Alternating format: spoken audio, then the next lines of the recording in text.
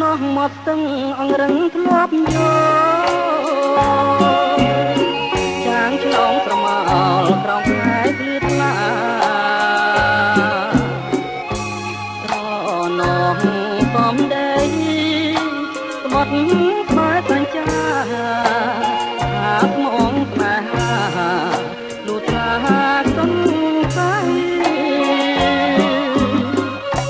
តា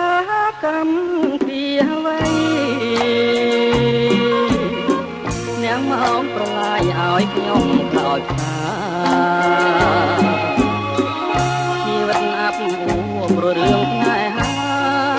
ឥឡូវសង្សារមានថ្មីចោលខ្ញុំស្នេហ៍បានកំរងកំពស់ត្រីបង